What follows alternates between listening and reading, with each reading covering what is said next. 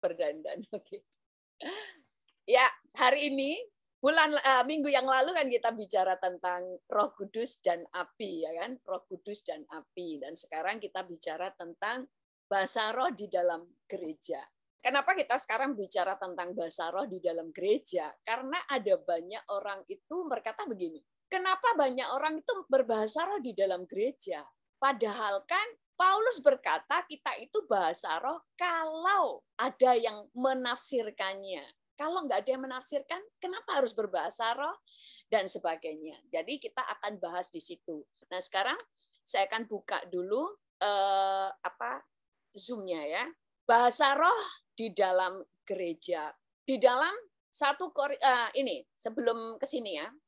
Kita harus tahu ada perbedaan antara ada Roh Kudus atau punya Roh Kudus dengan kepenuhan Roh Kudus. Itu dua hal yang berbeda. Makanya banyak orang berkata begini, kalau kita bicara begini, kita harus penuh Roh Kudus. Ada orang yang berkata begini dengan tersinggung, emangnya nggak ada Roh Kudus sama saya? Antara penuh Roh Kudus dan punya Roh Kudus adalah dua hal yang berbeda.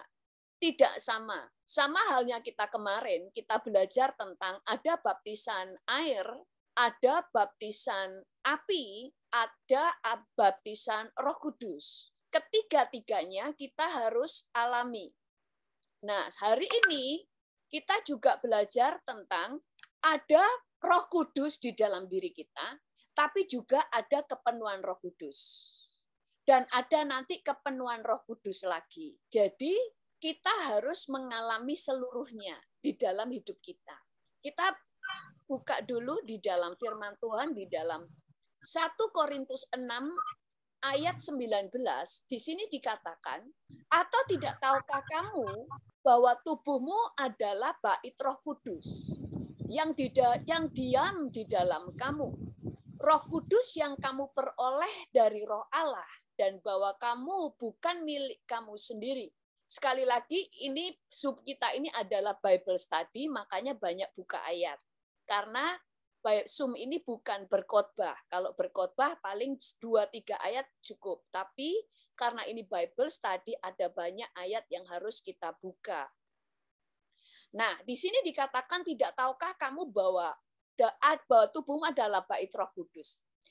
Pada waktu kita menerima Yesus sebagai Tuhan dan Juru Selamat, hari itu juga Roh Kudus itu diam di dalam kita.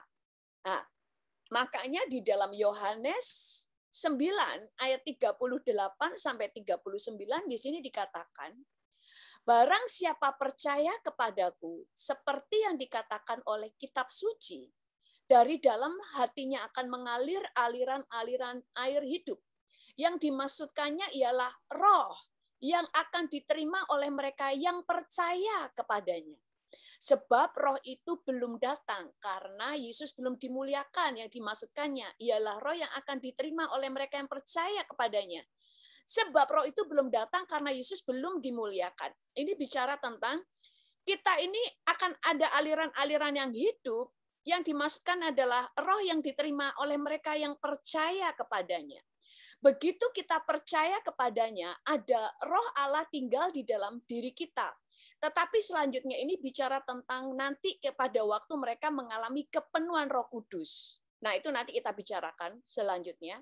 Kemudian, jadi di sini pada waktu kita percaya kepada Yesus, hari itu juga kita menerima Roh Kudus. Nah, tapi ada yang bilang begini, pada waktu kita percaya kepada Yesus, kita sudah dibaptis Roh Kudus. Salah. Dibaptis Roh Kudus itu berbeda. Dibaptis Roh Kudus adalah bicara tentang Tuhan mencurahkan kepenuhan Roh Kudusnya. Ini pada waktu saudara menerima Tuhan dan Juru Selamat, maka Roh Kudus itu akan diam di dalam kita. Dia akan tinggal di dalam diri kita, makanya firman Tuhan juga berkata bahwa kita ini adalah bait Roh Kudus. Roh Kudus diam.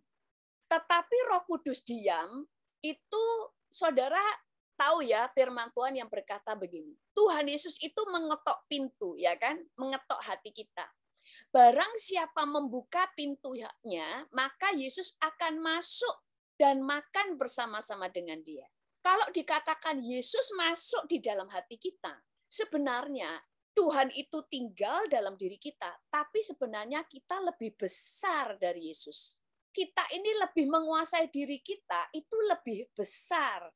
Tetapi firman Tuhan terus katakan begini, kalau kamu tinggal di dalam aku, firman-Ku tinggal di dalam kamu, maka apa saja yang kamu minta dan doakan akan diberikan kepadamu. Kalau dikatakan kamu tinggal di dalam aku, maka siapa yang besar? Yesus. Kalau tadi Yesus masuk ke dalam hati kita, penguasaan terbesar dalam diri kita itu kita. Yesus masuk. Tapi yang kedua, barang siapa tinggal di dalam aku, berarti kita ini yang tinggal di dalam hati Yesus. Jadi Yesus yang besar. Demikian juga pada waktu kita menerima Yesus sebagai Tuhan dan Juru Selamat. Roh Kudus berdiam dalam diri kita. Tapi belum tentu menguasai kita. Tapi kalau Roh Kudus, kita dipenuhi Roh Kudus, maka kita ini bukan hanya Roh Kudus diam di dalam kita, sekarang kita yang diam di dalam Roh Kudus. Ngerti maksudnya ya? Jadi antara Roh Kudus tinggal atau kita punya Roh Kudus dan kepenuhan Roh Kudus itu berbeda. Kalau kita tadi dikatakan Tuhan ada di dalam diri kita, artinya adalah Roh Kudus tinggal dalam diri kita, mengingatkan kita untuk berbuat benar pada waktu kita berdosa. Tapi seringkali daging kita yang lebih berkuasa. Tapi waktu kepenuhan, itu kita yang tinggal di dalam Roh Kudus. Makanya Roh Kudus yang menguasai. Seperti tadi, sekali lagi, Yesus tinggal di dalam kita, atau kita tinggal di dalam Yesus. Ngerti sampai sini ya? Jadi kalau ada orang, loh saya kok disuruh kepenuhan Roh Kudus, memangnya nggak ada Roh Kudus? Ada, tapi belum penuh. Tapi yang orang Kristen harus punya Roh Kudus, tapi juga kepenuhan Roh Kudus. Makanya sebagai orang percaya, kita itu nggak hanya harus Roh Kudus tinggal di dalam kita. Tingkat yang kedua, Roh Kudus menguasai kita, yaitu kepenuhan Roh Kudus. Yang ketiga, Tuhan melingkupi kita, itu nanti bicara lagi kepenuhan yang berkali-kali, itu nanti dijelasin kepenuhan, itu Tuhan akan ada di atas kita, melingkupi kita. Yang ketiga, Tuhan berjalan bersama kita. Itu beda lagi. Itu next time. Kita akan bicara banyak tentang Roh Kudus kita. Itu sebabnya kalau ikut terus akan terus mengerti ya, karena kalau langsung pengajaran yang lain nanti bingung yang kemarin gimana. Jadi kalau terus-terusan saya lebih gampang untuk menjelaskan. Nah, kemudian kita akan mengalami yang namanya kepenuhan Roh Kudus. Oke, kita akan baca ayat selanjutnya. Di dalam Kisah Rasul 2 ayat 1 sampai 4 bersisi berkata, ketika tiba hari Pentakosta, semua orang percaya berkumpul di satu tempat. Tiba-tiba turunlah dari langit suatu bunyi seperti tiupan angin keras yang memenuhi seluruh rumah di mana mereka duduk. Dan tampaklah kepada mereka lidah-lidah seperti nyala api yang bertebaran hingga pada mereka masing-masing. Maka penuhlah mereka dengan Roh Kudus. Lalu mereka mulai berkata-kata dalam bahasa-bahasa lain seperti yang diberikan oleh Roh itu kepada mereka untuk mengatakannya.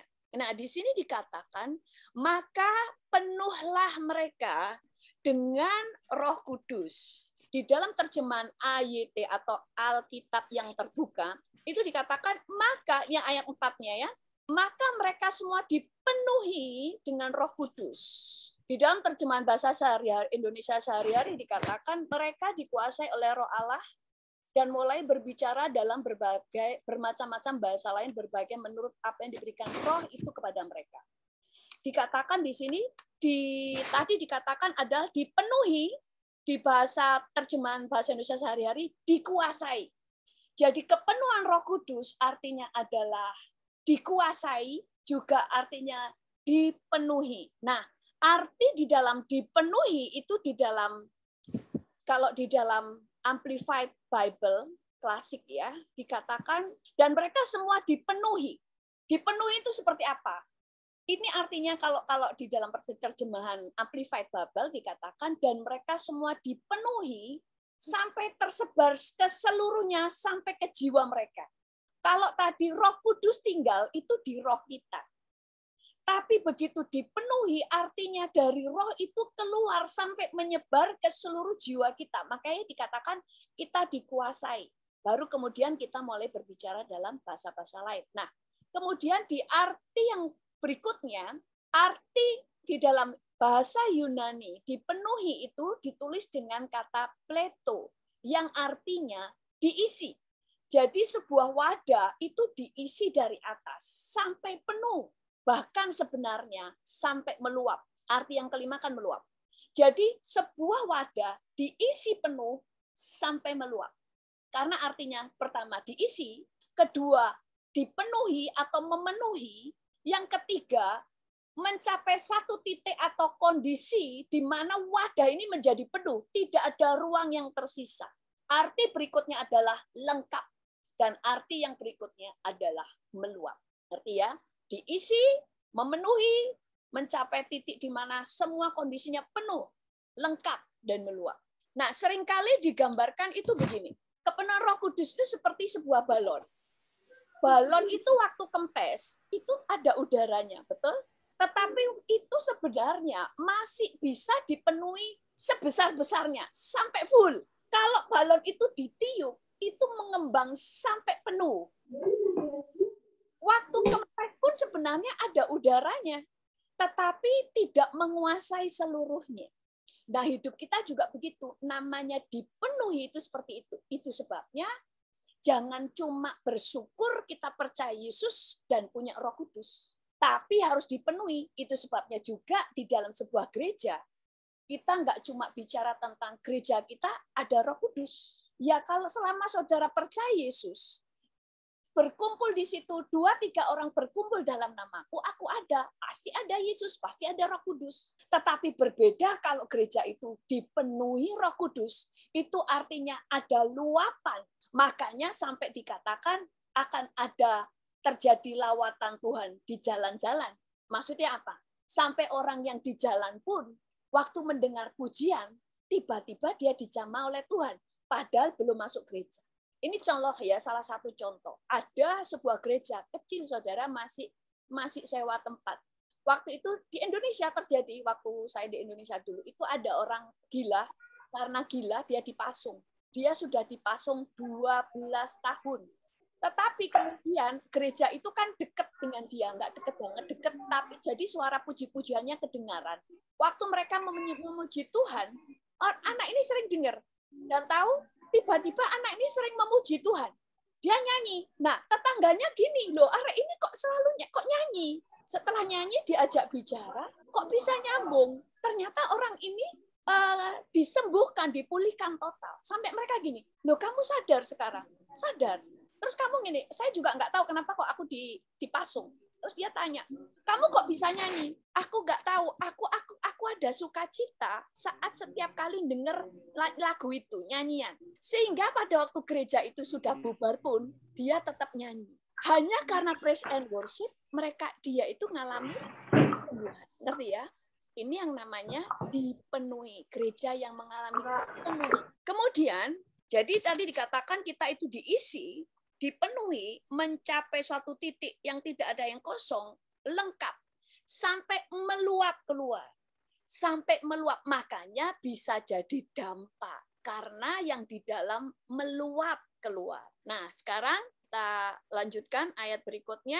Kita baca di dalam Kisah Para Rasul 1, ayat yang ke-15 di sini katakan, pada hari-hari itu berdirilah Petrus di tengah-tengah saudara-saudara yang sedang berkumpul itu.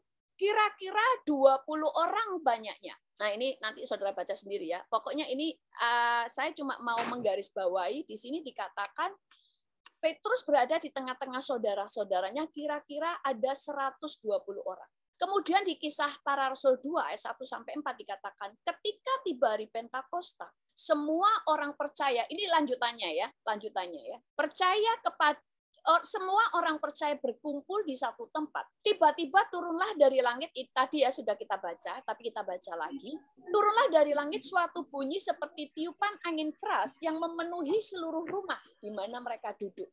Dan tampaklah kepada mereka lidah-lidah seperti nyala api yang bertebaran dan hinggap pada mereka masing-masing. Kemudian dikatakan, maka penuhlah mereka dengan Roh Kudus, lalu mereka mulai berkata-kata dalam bahasa-bahasa lain, seperti yang diberikan oleh Roh itu kepada mereka. Nah, ada orang yang berkata bahwa tadi ya, kalau kita percaya Yesus, saat itu juga kita dibaptis Roh Kudus. Tidak. Tapi pada waktu kita percaya Yesus, saat itu juga Roh Kudus diam di dalam diri kita. Tapi belum dibaptis Roh Kudus. Jadi tadi dikatakan bahwa ada 120 orang berkumpul bersama-sama dengan Petrus dan semua murid-muridnya.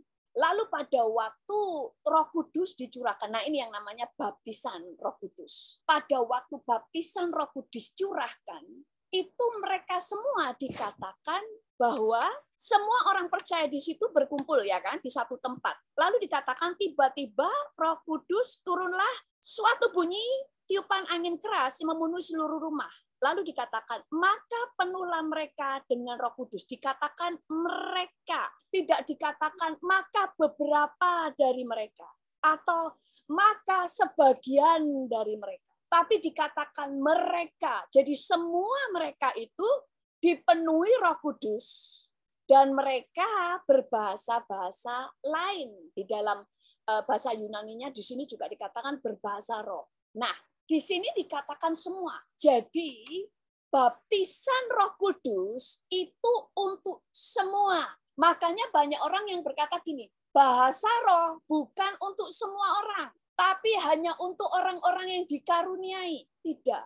Itu bahasa roh, itu adalah tanda awal dari seseorang baptis Roh Kudus. Karena kita tidak tahu orang itu penuh Roh Kudus apa enggak, sudah dibaptis Roh Kudus apa enggak, kalau tidak berbahasa roh.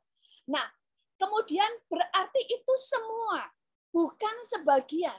Itu sebabnya, maksudnya saya buka firman ini, bahwa semua saudara berhak untuk dibaptis Roh Kudus, kepenuhan Roh Kudus dan berbahasa roh. Kalau karunia itu beda lagi.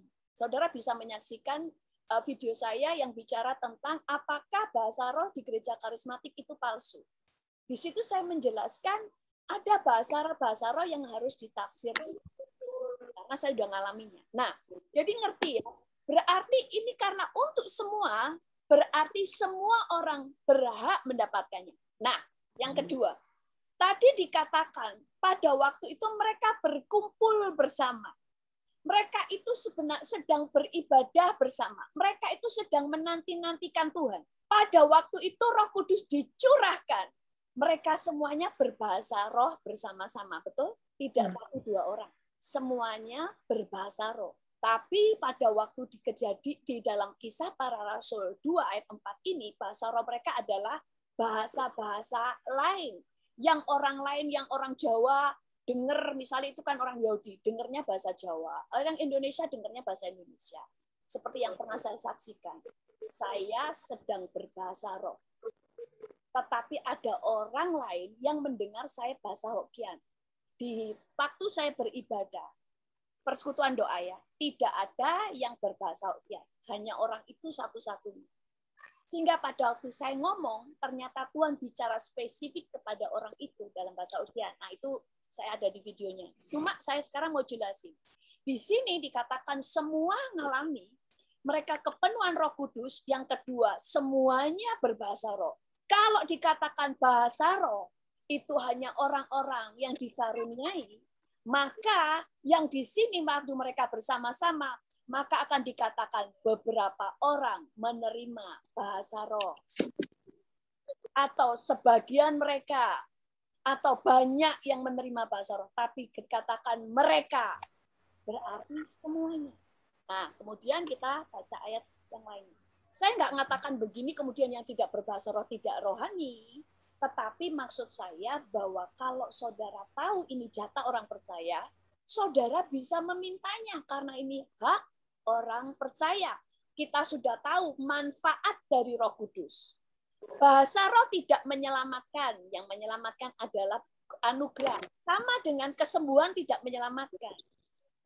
Tetapi dengan bahasa roh dan dengan kesembuhan, kita bisa melayani dengan lebih maksimal kalau kita sehat. Demikian juga dengan bahasa roh, kita sudah belajar minggu yang lalu tentang api dan bahasa roh. Oke. Kemudian ayat selanjutnya adalah di Kisah Para Rasul 10 ayat 25 ayat 27 sampai 27 berkata begini. Ketika Petrus masuk, datanglah Cornelius menyambutnya. Sudah tahu ya, ini ceritanya pada waktu Petrus datang ke rumah Cornelius. Cornelius bukan orang Yahudi, tapi orang dari bangsa lain yang mereka katakan itu adalah orang kafir. Bagi orang Yahudi kan orang kafir kalau bukan orang Yahudi. Datanglah Cornelius menyambutnya dan sambil tersungkur di depan kakinya ia menyembah Petrus. Tetapi ia menegakkan dia, katanya, bangunlah, aku hanya manusia saja. Dan sambil bercakap-cakap dia, ia masuk dan didapatnya di situ ada berapa orang? Banyak orang, betul? Banyak orang sedang berkumpul. Nah, lalu dilanjutkan, lompat ya ayatnya, langsung ayat ke-44 sampai 48. Di sini dikatakan, ketika Petrus sedang berkata demikian, yaitu waktu itu Petrus berkhotbah tentang Yesus yang sudah diselamatkan, Yesus yang sudah mati di kayu salib untuk menyelamatkan mereka dan sebagainya. Kemudian di sini juga dikatakan begini, ketika Petrus sedang berkata demikian, turunlah Roh Kudus ke atas semua orang yang mendengarkan pemberitaan itu. Dan semua orang percaya, ini ya, dan turunlah Roh Kudus atas semua orang yang mendengarkan pemberitaan, semua ya, tidak sebagian. Dan dikatakan, dan semua orang dari golongan bersunat, ini maksudnya adalah orang-orang yang bersama dengan Pak Petrus, yang dengan Petrus kan sudah berbahasa roh, mereka sudah kepenuhan Roh Kudus. Yang menyertai Petrus tercengang-cengang karena mereka melihat bahwa orang-orang kudus dicurahkan ke atas bangsa lain juga. Jadi yang dikatakan orang-orang bersunat ini maksudnya orang Yahudi yang bersama dengan Petrus. Mereka juga sudah kepenuhan Roh Kudus.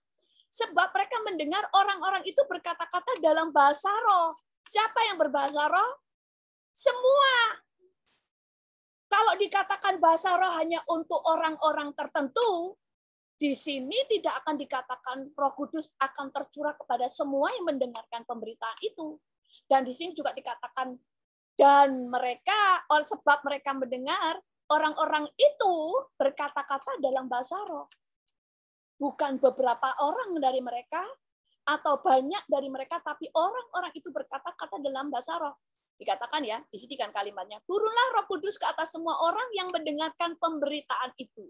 Dan orang-orang itu berkata-kata dalam bahasa roh. Jadi semua yang ada di rumah Cornelius, dikatakan banyak orang yang sedang berkumpul. Semua dibaptis Roh Kudus, semua berbahasa roh. Kemudian dikatakan, bolehkah orang mencegah untuk membaptis orang-orang ini dengan air, sedangkan mereka telah menerima Roh Kudus sama seperti kita? Lalu ia menyuruh mereka dibaptis di dalam nama Kristus. Kemudian mereka meminta Petrus supaya ia tinggal beberapa hari lagi bersama-sama dengan mereka. Di sini dikatakan, kenapa mereka tahu bahwa orang-orang ini penuh Roh Kudus? Mereka taunya karena mereka berbahasa roh. Karena itulah mereka tahu, loh, bangsa lain ternyata juga dibaptis oleh Roh Kudus. Ternyata mereka juga dipenuhi oleh Roh Kudus. Sebentar ya. Bagaimana mereka tahu kalau nggak ada tandanya? Dan di sini dikatakan mereka berbahasa roh. Dan tidak dikatakan mereka berbahasa roh, tidak dikatakan mereka berbahasa-bahasa lain. Dan tidak dikatakan pada waktu mereka berbahasa roh, ada yang menafsirkannya. Tidak. Karena pada waktu mereka penuh Roh Kudus, dicurahkan, mereka ada tandanya. Mereka tanda awal adalah berbahasa roh. Tanda-tanda berikutnya mereka mulai lapar sama Tuhan, radikal. Jadi bagaimana Petrus itu bisa tahu? Sampai teman-temannya Petrus juga tahu. Loh, kok mereka juga penuh Roh Kudus? Karena mereka melihat kok mereka berbahasa roh. Ngerti ya? Nah, terus kemudian mereka bersama-sama nggak di dalam ibadah itu berbahasa roh? Bersama-sama kan? Tidak ada yang menafsirkannya kan? Jadi boleh nggak mereka berbahasa roh? Kalau begitu harusnya mereka dilarang dong. Nggak boleh berbahasa roh bersama-sama. Kalau gitu terima Roh Kudusnya sendiri-sendiri di rumah. Waktu bersama-sama jangan terima Roh Kudus.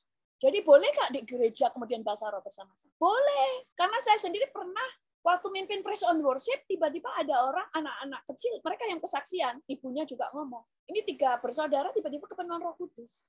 Mereka berbahasa roh. Masa kemudian saya larang? Nggak boleh, karena nggak ada yang terjemahin. Diam. Enggak kan? Nah, karena ada bahasa roh itu kan ada 2 fungsi. Untuk membangun jemaat, ada yang untuk pribadi. Nah, itu ada di video saya. Nah, kemudian berikutnya. Cuma baru nanti akan saya jelaskan yang tidak boleh berbahasa roh di tengah jemaat itu yang seperti apa, baru nanti saya jelasin. Nah, ini sudah ya. Kemudian di dalam Kisah Para Rasul 9 ayat 1 sampai 6 dikatakan begini. Ketika Apolos di Korintus, Paulus sudah menjelajah daerah-daerah pedalaman dan tiba di Efesus. Di situ didapatinya beberapa orang murid. Di sini dikatakan beberapa orang murid. Katanya kepada mereka, "Sudahkah kamu menerima Roh Kudus ketika kamu menjadi percaya?" Akan tetapi mereka menjawab dia, "Belum, bahkan kami belum pernah mendengar bahwa ada Roh Kudus." Lalu kata Paulus kepada mereka, "Kalau begitu, dengan baptisan manakah kamu telah dibaptis?" Jawab mereka, "Dengan baptisan Yohanes." Kemarin kita belajar baptisan Yohanes bicara tentang baptisan tanda pertobatan. Kata Paulus, baptisan Yohanes adalah pembaptisan orang yang telah bertobat. Nah, ini kan baptisan Yohanes untuk orang yang bertobat. Dan ia berkata kepada banyak orang bahwa mereka harus percaya kepada Dia yang datang kemudian daripadanya, itu Yesus. Ketika mereka mendengar itu, mereka memberi diri mereka dibaptis dalam nama Yesus. Dan ketika Paulus menumpangkan tangan atas mereka, turunlah Roh Kudus ke atas mereka, dan mulailah mereka berkata-kata dalam bahasa roh dan bernubuat. Jumlah mereka adalah kira-kira 12 orang. Nah, beberapa murid ini jumlahnya ada 12 orang. Dikatakan dan mereka, Paulus menumpangkan tangan kepada mereka, turunlah Roh Kudus ke atas mereka. Tidak dikatakan pada waktu Paulus menumpangkan tangan ke atas mereka, turunlah Roh Kudus ke atas mereka, dan beberapa orang berbahasa roh. Tidak, dikatakan mereka bareng-bareng, semuanya berbahasa roh. Jadi di dalam ibadah itu, semua orang penuh Roh Kudus, semua orang ditandai dengan berbahasa roh. Semuanya. Jadi kalau dikatakan bahasa roh hanya untuk sebagian orang, tidak tepat. Karena kalau memang cuma sebagian orang, setiap kali Roh Kudus dicurahkan, maka enggak semuanya berbahasa roh. Betul? Tapi ini tadi dikatakan semuanya. Kemudian yang kedua, mereka itu dalam keadaan sembahyang, ya kan?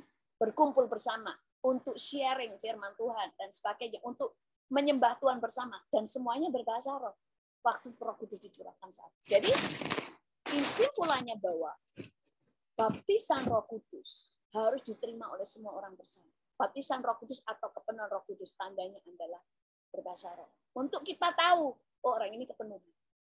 Cuma kepenuhan Roh Kudus itu tidak permanen.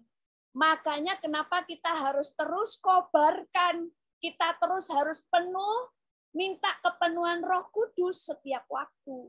Dengan cara apa? Menjaga keintiman dengan Tuhan. Makanya ada orang gini, orang itu bahasa roh, tapi mulutnya, ya kan, misalnya, belum tentu dia masih penuh Roh Kudus. Karena kepenuhan harus terus menerus.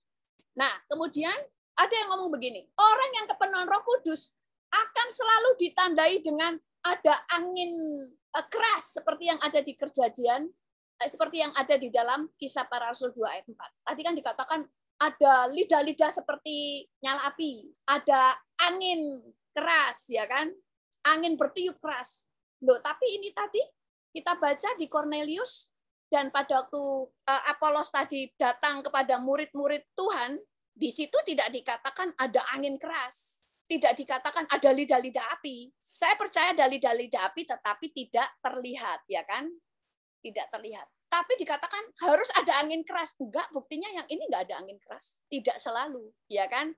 Itu tidak menjadi sebuah tanda, harus ada angin kerasnya. Nah, makanya kalau kita harus baca firman dengan lengkap. Nah, kemudian saya lanjutin lagi. Sampai sini bisa menangkap ya, Bapak Ibu ya? Nangkep ya? Oke. Nah, jadi intinya saya mau berikan bahwa bahasa roh itu untuk semua orang. Karena sangat berguna. Nah, nanti kita akan baca di ayat selanjutnya. Kemudian, lalu kan tadi saya katakan bahwa ada orang-orang yang mengatakan, ngapain berbahasa roh di gereja? Betul kan? Saya baca urut deh. Di dalam 1 Korintus 14 ayat 1 sampai 4 dulu. Kejarlah kasih itu dan usahakanlah dirimu memperoleh karunia-karunia roh, terutama karunia untuk bernubuat. Nah, ini banyak orang bilang gini, yang terutama itu kan karunia bernubuat. Jadi jangan pakai bahasa roh. Kalau tidak mau, tidak apa-apa. Tetapi tidak perlu melarang orang untuk minta dipenuhi dengan Roh Kudus dan berbahasa roh. Dikatakan kejarlah kasih dan usahakanlah dirimu memperoleh karunia-karunia roh. Berarti karunia-karunia itu bisa kita peroleh dengan mengusahakannya. Nah, nanti itu next time ya. Saya cuma supaya kita bacanya berurutan. Saudara, setiap orang punya karunia berbeda-beda kan? Ada yang punya karunia kesembuhan, ada yang punya karunia marifat. Nah, yang tidak punya karunia marifat bisa memperolehnya dengan mengusahakannya. Ngerti ya? Setiap orang punya karunia, minimal 3 yang menonjol maksudnya. Tapi saudara bisa memperoleh karunia-karunia yang lain juga dengan mengusahakannya. Ini next time kita akan belajar. Siapa yang berkata-kata dengan bahasa roh, tidak berkata-kata kepada manusia, tetapi kepada Allah. Sebab tidak ada seorang pun yang mengerti bahasanya. Oleh roh, ia mengucapkan hal yang rahasia. Ini Paulus berkata dengan sangat jelas bahwa bahasa roh, siapa yang berkata-kata dengan bahasa roh tidak berkata-kata dengan manusia, tetapi kepada Allah. Dia menjelaskan fungsi bahasa roh yang pertama adalah bukan berkata-kata kepada manusia, tetapi kepada Allah. Kalau ngomong kepada manusia Tuhan dan dikatakan ini adalah bahasa rahasia, maka tidak akan ada orang yang bisa menafsirkannya, karena ini rahasia. Saudara, kalau ada orang berbahasa roh, saudara bisa menafsirkannya karena Roh Kudus yang memberikan saudara pengertian supaya saudara tahu artinya. Tetapi kalau di sini katakan bahasa rahasia, maka siapapun tidak akan pernah bisa ngerti karena Roh Kudus tidak akan menyatakan yang rahasia. Tidak akan diterjemahkan karena ini bicara dengan Tuhan, bukan kepada manusia. Tetapi siapa yang bernubuat, ia berkata-kata kepada manusia. Ia membangun, menasihati, dan menghibur. Lalu kedua, siapa berkata-kata dengan bahasa roh, ia membangun dirinya sendiri. Tapi yang bernubuat, ia membangun jemaat. Selalu bernubuat untuk membangun jemaat. Tapi kalau bahasa roh punya fungsi berbeda-beda. Pertama, berdoa kepada Allah. Kedua, membangun diri sendiri. Nah, inilah yang sangat bermanfaat untuk berdoa kepada Allah, hal-hal yang rahasia, dan untuk membangun diri sendiri. Ini yang sangat penting, seperti yang minggu lalu, mengobarkan api. Mengobarkan api. Kalau tidak mau, ya rugi. Ya kan? Kemudian di ayat selanjutnya, aku suka supaya kamu semua berkata-kata dalam bahasa roh. Ya, ini selanjutnya. Tetapi lebih daripada itu supaya kamu bernubuat. Sebab orang yang bernubuat lebih berharga daripada orang yang berkata-kata dalam bahasa roh. Kecuali orang itu juga menafsirkannya. Sehingga jemaat dapat dibangun. Jadi, saudara-saudara, jika aku datang kepadamu dan berkata-kata dengan bahasa roh, apa gunanya itu bagimu? Jika aku tidak menyampaikan kepadamu pernyataan Allah atau pengetahuan atau nubuat atau pengajaran. Nah, ini yang seringkali dipakai orang-orang mengatakan begini. Nih, kan Paulus berkata, aku suka supaya kamu semua berkata-kata dengan bahasa roh. Tapi lebih daripada itu supaya kamu bernubuat. Sebab orang yang bernubuat itu lebih berharga daripada orang yang berkata-kata dalam bahasa roh, kecuali kalau ada orang yang menafsirkannya. Sehingga jemaat bisa dibangun. Nah, kita harus teruskan di sini. Jadi saudara-saudara, jika aku datang kepadamu dan berkata-kata dengan bahasa roh, apakah gunanya itu bagimu jika aku tidak menyampaikan kepadamu pernyataan Allah dengan pengetahuan atau nubuat atau pengajaran? Paulus di sini mengatakan, ngapain aku datang kepadamu kalau cuma dengan bahasa roh? Kalau tidak menyampaikan kepadamu dengan pernyataan Allah atau pengetahuan atau nubuat atau pengajaran. Jadi Paulus datang itu memang untuk membangun jemaat. Nah, kalau Paulus membangun jemaat dengan bahasa roh, ya nggak bisa. Karena bahasa roh itu untuk membangun diri sendiri. Yang untuk membangun jemaat, kalau dia berbahasa roh, ada yang menafsirkannya. Masalahnya, di gereja kok semuanya berbahasa roh? Kalau yang di karismatik, ada di Pentakosta, betul? Kan nggak bangun, nggak ada yang menafsirkan. Karena kalau di gereja, itu ibadah ada bagiannya sendiri-sendiri. Ada bagian-bagian pelayan-pelayan Tuhan yang tugasnya membangun seperti Paulus. Contohnya siapa? WL. Pertama dulu deh, penerima tamu. Penerima tamu itu jangan bahasa roh. Masa nunjukin, Bu, Ibu duduknya di bangku sebelah sana dengan bahasa roh, saudara nggak ngerti. Karena tugasmu ini melayani, membangun jemaat. Sama dengan WL, worship leader. Dia misalnya, mari kita angkat tangan. Mari berikan tepuk tangan. Mari bangkit berdiri. Mari berdoa. Masa dengan berbahasa roh terus? Saudara nggak akan mengerti. Makanya Paulus berkata, pakailah bahasa yang bisa dimengerti. Kemudian kalau berkhotbah, makanya Paulus tadi berkata, aku harus mengajar. Lalu ngajar ya jangan bahasa roh. Masa saya khotbah dengan bahasa roh? Ya saudara nggak mengerti ya maksudnya. Tetapi kalau jemaat berbahasa roh boleh nggak? Ya boleh, karena jemaat datang bukan untuk membangun siapa-siapa. Lah kalau semuanya membangun ya ributlah gereja. Saya khotbah, satunya bahasa roh ada yang menafsirkannya. Kan enggak. Wong ribuan, kecuali kumpul kayak saya tadi. Waktu saya berbahasa roh, tiba-tiba ada yang mendengar saya berbahasa Ukian. Kenapa? Itu di kumpulan doa, hanya sedikit orang. Kalau di ribuan orang, di 500 orang, hampir tidak pernah Tuhan tiba-tiba menjamah orang berbahasa roh, kemudian ternyata bahasa lain. Karena akan terjadi kekacauan, karena semua orang mau membangun. Enggak. Kalau jemaat membangunnya dengan cara apa? Tertib. Kalau lagi nggak ada suara keras lagi orang khotbah, ya jangan bahasa roh keras-keras, mengganggu. Karena engkau sedang bangun dirimu sendiri, ya pelan-pelan berbahasa roh menguatkan diri sendiri. Ngerti sampai sini? Yang khotbah, bahasa roh, ya jangan. Itu maksudnya. Pemain musik bahasa roh boleh nggak? Boleh, karena dia kan nggak lagi ngomong sama jemaat. Dia main musik sambil berbahasa roh pelan-pelan. Yang nggak boleh, jangan mengacaukan. Terus bahasa roh keras-keras. Tapi kalau lagi musiknya sangat keras nih, semua orang lagi berbahasa roh. Ya berbahasa roh agak keras ya nggak apa-apa, karena sebelahnya juga keras. Musiknya keras ya nggak masalah. Terus kalau WL-nya berbahasa roh, ya jangan berbahasa roh terus. Makanya Paulus kemudian berkata begini. Saya selanjutkan dulu ya. Atau jika nafiri tidak mengeluarkan bunyi yang terang, siapakah yang menyiapkan dirimu untuk berperang? Demikianlah juga kamu yang berkata-kata dengan bahasa roh, jika kamu tidak mempergunakan kata-kata yang jelas, bagaimana orang dapat mengerti apa yang kamu katakan? Kata-katamu sia-sia. Betul, kata-katamu sia-sia kalau kamu pakai itu untuk berbicara kepada orang. Tapi kalau untuk berbicara kepada Allah, ya nggak sia-sia. Kalau saudara pakai untuk berbicara, membangun dirimu sendiri, nggak sia-sia. Tapi kalau saya pakai untuk berbicara kepada saudara, kepada jemaat, kepada orang lain, ya sia-sia karena orang itu nggak ngerti. Khotbah dengan bahasa roh, cuma supaya kelihatan, wah berbahasa roh sampai amin. Ya nggak ada yang mengamenkannya, dikatakan. Tetapi jika aku tidak mengetahui arti bahasa itu, aku menjadi orang asing bagi dia yang mempergunakannya, dan dia orang asing bagiku. Demikian pula kamu memang berusaha untuk memperoleh karunia-karunia roh, tetapi jauh lebih daripada itu, hendaklah kamu berusaha mempergunakannya untuk bangun jemaat. Karena itu, siapa yang berkata-kata dengan bahasa roh, ia berdoa supaya kepada kamu diberikan karunia untuk menafsirkannya. Oke, ini kan untuk menafsirkannya. Kemudian, sebab jika aku berdoa dengan bahasa roh, ini Paulus, maka roh pula yang berdoa. Tetapi akal budiku tidak ikut berdoa. Jadi apakah yang harus kubuat? Aku akan berdoa dengan rohku, tetapi aku akan berdoa juga dengan akal budiku. Aku akan menyanyi dengan memuji dengan rohku, tetapi aku akan menyanyi dan memuji juga dengan akal budiku. Ini ada yang berkata, ini menyanyi dengan roh, ini bukan bahasa roh. Nah, saudara harus baca di ayat yang sebelumnya ya, ini bicara tentang berbahasa roh. Nah, di sini dikatakan, Paulus berkata, jika aku berdoa dengan bahasa roh, maka rohku yang berdoa, tetapi akal budiku tidak berdoa. Jadi bagaimana jalan keluarnya?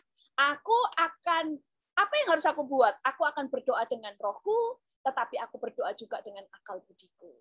Aku menyanyi dan memuji dengan rohku, tetapi aku juga menyanyi dan memuji dengan akal budiku. Gimana maksudnya kalau di depan jemaat? Makanya kadang-kadang pengkhotbah berbahasa roh kan waktu berdoa. Tapi nggak berbahasa roh sampai amin. Berbahasa roh dengan rohku, dengan bahasa roh. Sekali lagi harus baca ayat selanjutnya. Itu bicara tentang bahasa roh. Berbahasa roh, tetapi juga kemudian berbicara dengan akal budi. Karena pada waktu dia berbahasa roh, dia sedang mengobarkan api dalam dirinya, mengobarkan api di dalam jemaat, kemudian dia berbahasa-bahasa yang dimengerti jemaat. Praise and worship juga begitu. Mari kita semua menyembah. Kadang kan terus berbahasa roh. Tapi kan tidak dari awal sampai akhir bahasa roh terus. Tapi kan ada bahasa akal budi, ya kan? Mereka nyanyi, How great is our God, atas penyembahan bahasa roh. Kemudian, nah kita juga harus tahu situasi. Kalau kita beribadah di tengah-tengah orang yang tidak berbahasa roh, supaya saudara tidak menjadi orang asing, jangan pakai bahasa roh. Pakai bahasa roh itu pelan-pelan saja. Lebih baik bermazmur. Kayak tadi Cik Pia itu bermazmur. Tuhan kau baik, haleluya. Ya, itu kan bermazmur bahasa-bahasa manusia. Jadi pengkhotbah juga begitu, waktu doa berbahasa roh dulu, tapi setelah itu dia harus doa dengan bahasa-bahasa manusia yang bisa dimengerti. Itu maksudnya. Jadi, bolehkah di gereja semua orang berbahasa roh? Boleh. Kan Paulus bilang nggak boleh karena karena nggak membangun jemaat. Ya kalau semuanya berbahasa roh ya nggak boleh. Tapi masalahnya di gereja ada bagian orang-orang yang memang sudah ditunjuk menjadi pelayan-pelayan yang akan membangun jemaat. Tukang parkir misalnya, dia juga kan ada gereja-gereja yang ada petugas parkirnya. Dia kan nggak nunjukin parkir dengan bahasa roh. Pak, parkirnya sebelah sana pakai bahasa roh, tiketnya 1.000 bahasa roh, ya nggak ngerti mereka. Ngerti ya? Yang bagian melayani, ya ngomonglah dengan bahasa yang dimengerti. Tapi waktu ibadah, saudara berbahasa roh, tidak masalah selama tidak mengganggu kanan kiri kita. Ngerti sampai sini ya? Jadi pelajaran hari ini itu kita belajarnya yang pertama, kepenuhan Roh Kudus atau baptisan Roh Kudus. Itu untuk semua orang. Baptisan Roh Kudus juga pengertiannya adalah penuh kepenuhan Roh Kudus. Nanti saya buktikan, baptisan air kok kepenuhan Roh Kudus ya minggu depan deh, nanti biar nggak kepanjangan. Nanti rontok, nanti lupa semua. Kemudian yang kedua, bahasa roh itu untuk semua orang, bukan untuk orang-orang tertentu. Orang kan bilang gini, ada orang-orang yang dikaruniai. Semua orang punya karunia yang berbeda. Itu kalau karunia. Karena kalau karunia bahasa roh, itu bahasa rohnya.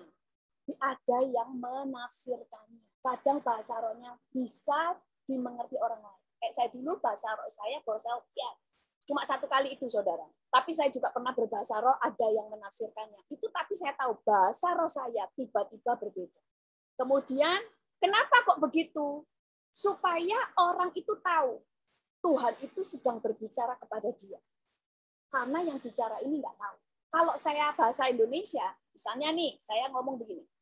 Saya ngomong ada Cik Piha nih. Terus saya ngomong, aku ada pernyataan Tuhan bicara bahwa kamu gini. Bisa aja Cik Piha mikir gini. Are ini itu paling ngarang-ngarang ini. Dia paling habis dengar gosip dari tetangga ngomongnya dengar suara Roh Kudus. Betul nggak? Tapi kalau Cik Piha ini orang, misalnya dia orang Papua, bahasa Papua yang saya ke Papua aja nggak pernah. Bahasa Papua saya nggak ngerti.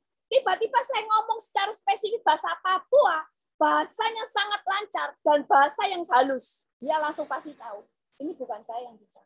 Karena waktu saya bahasa Hokkien, itu dia ngomong bahasa Hokkien saya bagus. Sama dengan yang saya saksikan di video saya orang bule, bahasa Indonesia nggak tahu. Tapi waktu mendoakan orang-orang di situ, orang Jawa ya kan, didoakan. Beberapa orang di situ orang-orang desa, orang Jawa. Dia bisa mendoakan mereka, bisa bahasa Jawanya, bahasa kromo inggil, bukan bahasa Jawa biasa. Jadi sampai mereka ngomong bahasanya aja yang mereka ini, yang seringkali udah lupa bahasa itu, tapi ngerti ya kan, tapi nggak pernah pakai. Tapi itu bahasa kromonya itu kromo bahasa bahasa Jawa yang halus. Sehingga orang-orang ini tahu kalau yang bicara ini bukan orang ini Tuhan yang bicara, karena orang ini bahasa Indonesia aja nggak tahu. Jadi itu ini masih banyak, tetapi waktunya sudah tidak cukup, jadi lebih baik selesai. Nah, sampai sini ada pertanyaan? Sampai sini ada pertanyaan? Saudara bingung atau saudara diberkati? Malah Bu, Diberkati. Diberkati ya. Ada yang dapat sesuatu dari sini? Oh, saya tadi dapatkan ini, saya baru mengerti bahwa ini begini gitu. Ada? Saya diberkati, Bu. Saya diberkati, ada pengertian baru. Mantap, puji Tuhan. Ya. Oke, ada pertanyaan sampai sini? Ada pertanyaan dari aku, Vero. Ya, silakan. Ini aku udah punya sebenarnya ada 3 pertanyaan. Sebelumnya sih pengalaman aku kepenuhan Roh Kudus itu sebenarnya 3-4 tahun yang lalu ya. Jadi aku ini ibadah di gereja yang sebenarnya tidak menuntut untuk jemaatnya untuk berbahasa roh seperti itu. Walaupun kita gereja karismatik seperti itu. Dan pada saat saya tetangga ada persekutuan gitu di rumahnya, saya ikut, dan saya nggak pernah minta untuk mau berbahasa roh seperti itu. Tapi ya tanpa saya sadarin, karena mereka berbahasa roh, tiba-tiba saya berbahasa roh seperti itu. Nah, pertanyaan saya, karena dari situ saya pernah ikut pernah ikut di ibadah di gereja yang emang dia menggunakan bahasa roh. Nah, setelah pengalaman itu saya pernah beribadah di yang berbahasa roh gerejanya gitu. Nah, pada saat ada hamba Tuhannya itu dari luar, nah dia tuh karunia-nya ke worship, penyembahan kayak gitu. Pada saat lagi nyembah, kayak ada setrum pertama dari telinga, terus dari ujung telinga, lalu kayak struman gitu, kayak menjalar sampai ke kaki seperti itu. Dan tiba-tiba saya itu kayak ada yang narik keluar dari bangku, dan saya itu lari. Dan itu pengalaman pertama saya punya karunia kayak nari kayak gitu kan. Dan itu tuh di jemaat yang benar-benar banyak banget itu. Nah, saya dalam posisi itu saya sadar, tapi saya bingung, ini kok kenapa bisa kayak orang kayak diajak keluar dari bangku, dan saya tuh menyembah di depan mimbar, dan itu cuma saya doang. Dan itu tuh emang pengalaman yang saya pikir, kok ini apa ya? Dan saya juga agak sedikit, logika saya juga mikir, ini apa kok saya kayak ada yang ngajarin saya buat nari-nari nyembah gitu di mimbar gitu. Nah, pertanyaan saya adalah, apakah karunia roh itu pada saat kita menerimanya, apakah dengan tanda-tanda seperti itu maksudnya apakah harus seperti itu gitu loh. Dan saya juga pernah pengalaman lagi, saya kalau worship di rumah nyembah, saya di atas di ruang tamu, orang tua saya di dapur, mama saya di dapur. Pada saat saya worship, tiba-tiba juga dia juga kayak saya sih nggak tahu ya, dia itu kayak, kok kalau lu nyanyi, kok kalau kamu nyanyi kayak ada ini ya, kayak ada kayak kesemutan semua sampai kepala kesemutan, kata dia, kayak apa ya, kayak ada strum gitu, padahal saya nyembahnya itu di atas dan dia ada di dapur gitu. Nah, yang saya pertanyain adalah, apakah kepenuhan roh itu harus ditandai dengan seperti itu atau tidak? Itu yang pertama. Yang kedua adalah, saya punya teman, dia beragama lain, dia orang Hindu, tapi dia setiap mendengar, dia bilang kalau dia lagi keadaan lagi sedih, dia senang dengar lagu rohani.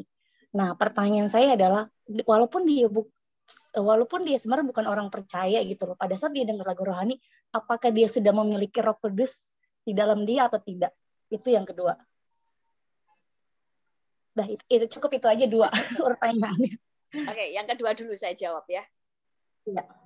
Apakah orang itu gini ya, Roh Kudus itu kan hadir ya, hadir itu di mana-mana ya, bukan di mana-mana itu gimana ya? Karena Alkitab kan berkata Roh Allah melayang-layang di atas permukaan air ya kan.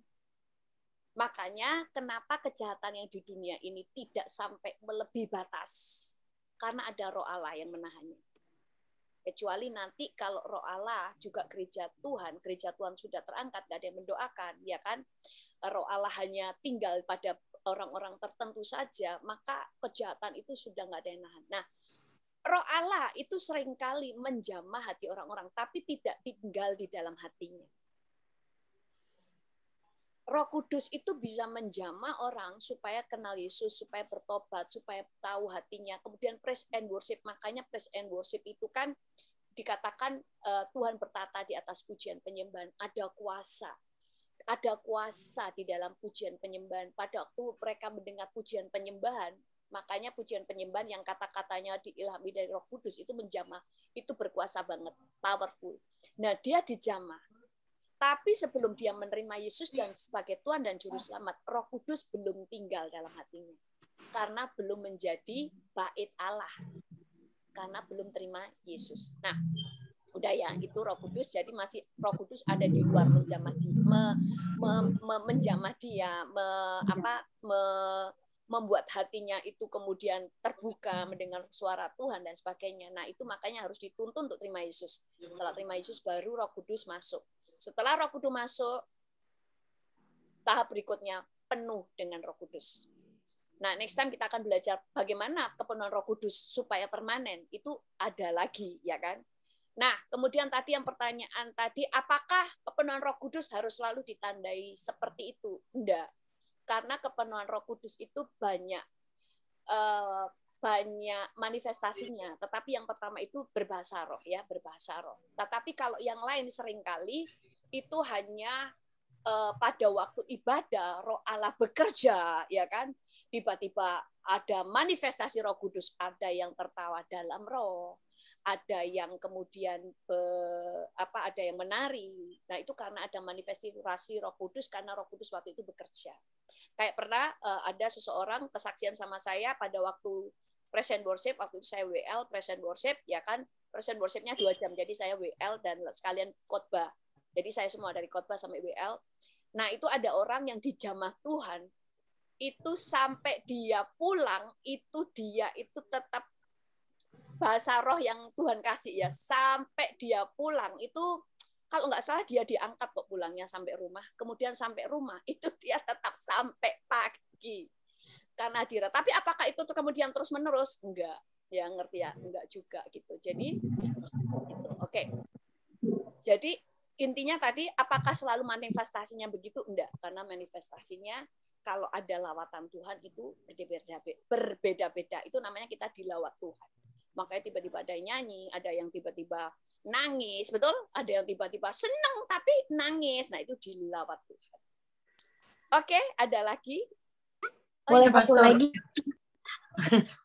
Oke, silakan dulu. Silakan. Boleh satu lagi pertanyaan? Boleh. Satu lagi. Apakah karunia dari Roh Kudus? Bagaimana ya? Apakah kepenuhan Roh Kudus itu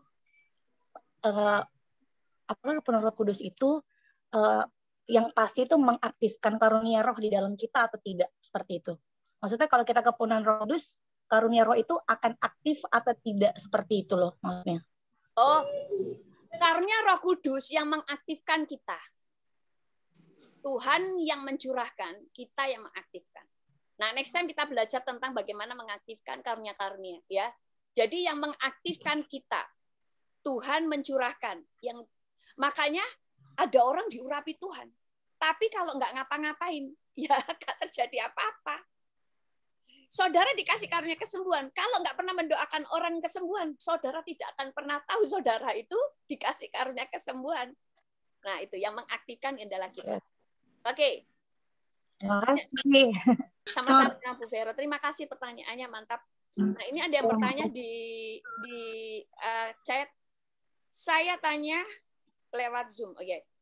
Pada saat saya berkumpul secara korporat di gereja, baik di ruang ibadah maupun di ruang doa bersama para pendoa, saya biasa sangat berkobar-kobar, berbahasa roh dengan keras di sana. Saya terbiasa di gereja berbahasa roh pada saat musiknya keras dan bersama-sama berbahasa roh dengan suara yang keras di gereja.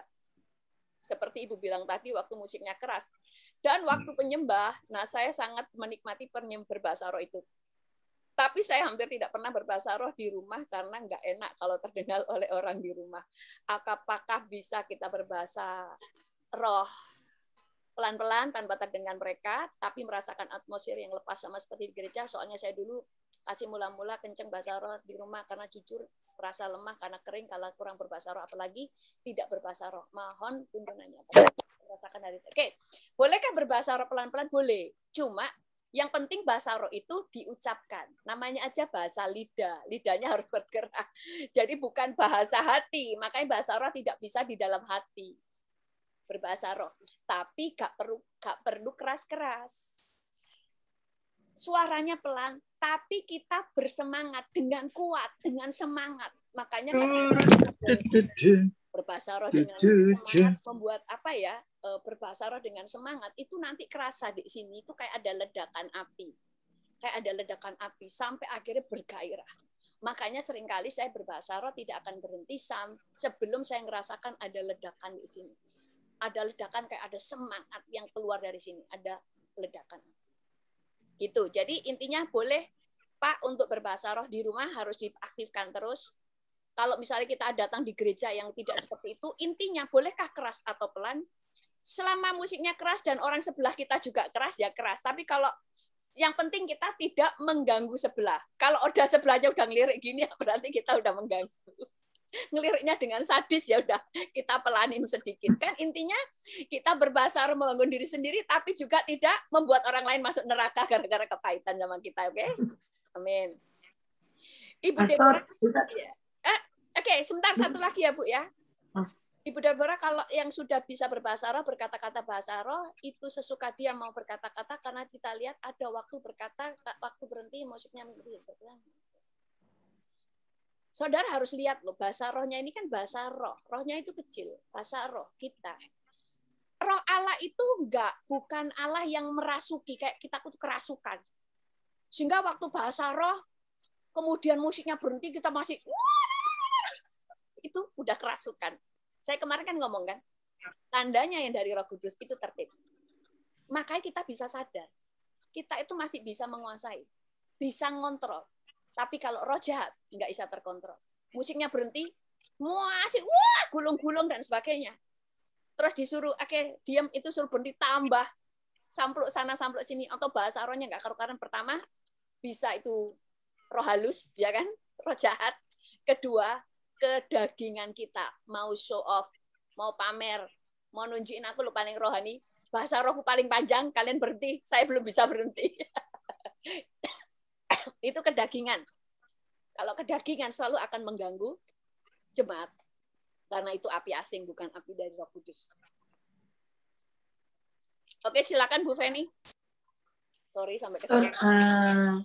Saya ingin bertanya, ada satu teman, dia itu saya waktu itu di ibadah, dia berbahasa roh begitu kencang. Tapi 1 minggu kemudian dia meninggalkan Yesus.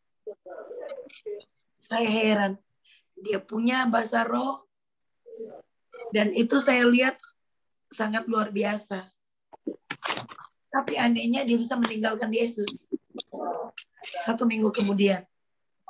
Sebetulnya itu Roh Kudus atau roh palsu yang menyerupai Roh Kudus. Ya. Sebenarnya kalau Roh Kudus itu kan tugas dari Roh Kudus, kalau kita tahu firman Tuhan berkata Roh Kudus itu kan yang menginsafkan dunia akan segala dosanya, ya kan? Lah kalau dia ngaku penuh Roh Kudus tapi besoknya tidak percaya Yesus, ya dipertanyakan kemarin itu kepenuhan Roh Kudus atau hanya berakting. Makanya kemarin kan ada yang bertanya kan, ada orang sudah meninggalkan Yesus masih bisa bahasa roh. Loh ya bisa, wong setan aja bisa kok, bisa meniru kok. Apakah bisa bahasa roh ditiru? Bisa. Tapi kita yang penuh Roh Kudus itu bisa tahu, bisa kerasa.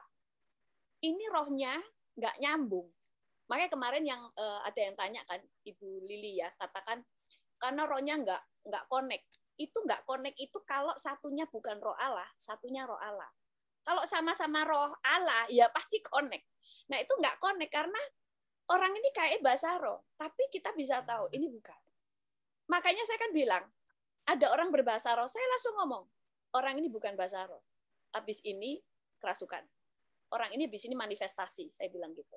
Cuma saya pakai istilah kerasukan karena waktu ngomong manifestasi orang ini nggak ngerti. Ya orang kayak kerasukan.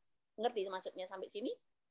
Jadi kayak bahasa roh, bisa nggak ditiru? Ya bisa, orang yang mencemooh aja bisa niru. Mereka bilang, apa orang Kristen apa silaba-laba-laba kuraba sandalawas kan begitu mereka kan.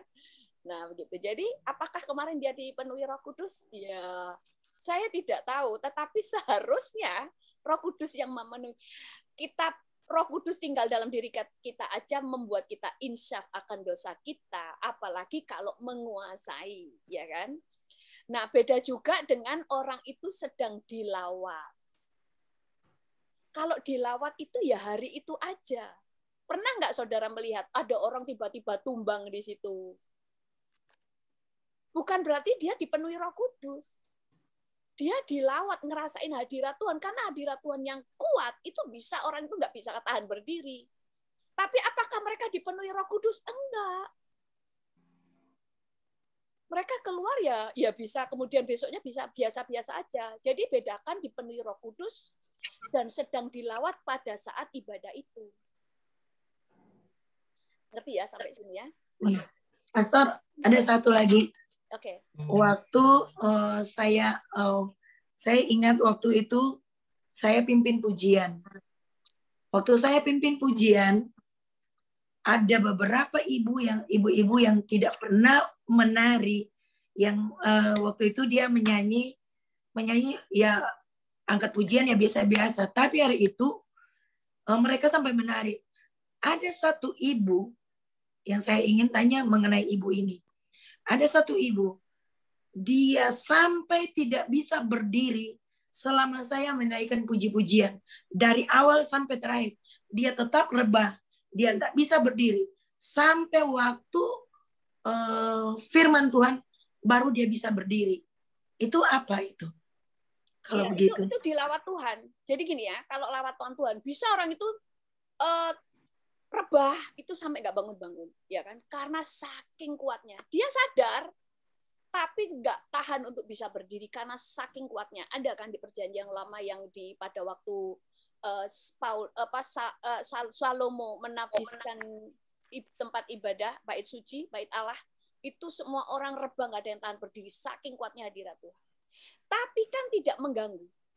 Tapi kalau dia rebah, terus kakinya ke sana, kemari, ya kan, gak karu-karuan modelnya, itu sudah bukan dari Roh Tuhan. Tuhan itu sopan. Sopan itu maksud gini, Tuhan tuh nggak akan permalukan dia.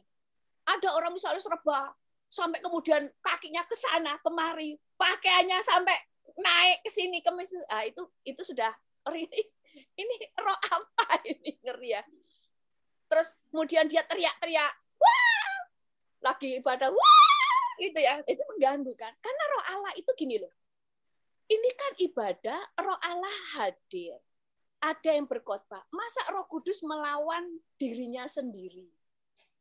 Orang itu lagi khotbah, itu kan juga ada. Kan dia kan firman Tuhan katakan roh yang sama, ya kan? Dia yang paling berkhotbah.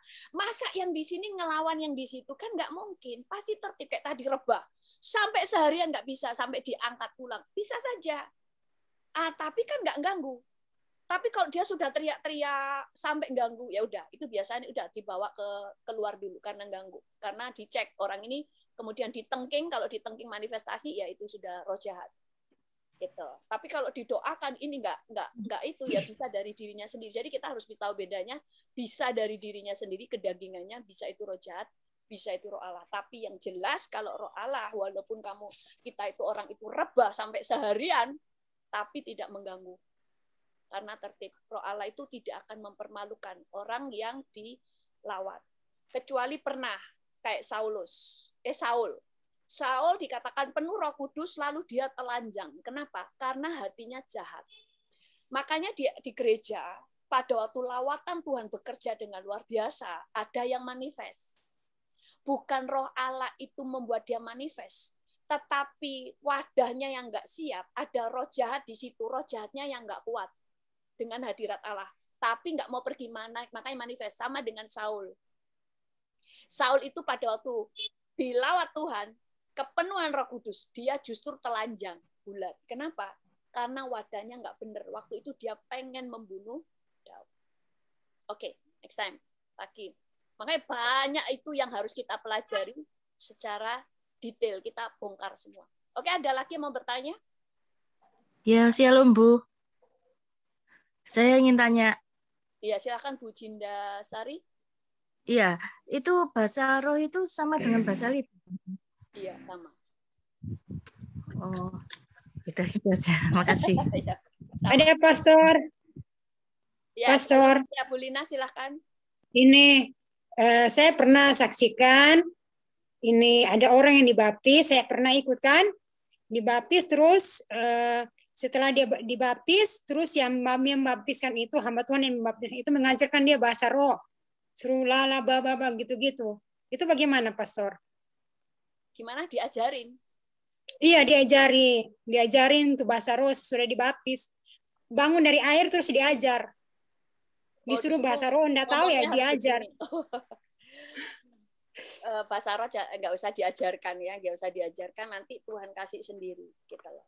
Cuma kadang mungkin saya kan tidak tahu, orang ini cuma mau orang itu belajar untuk jangan diem tok gitu loh, jangan apa ya, jangan kunci mulut gitu loh, karena Roh Kudus itu lembut banget.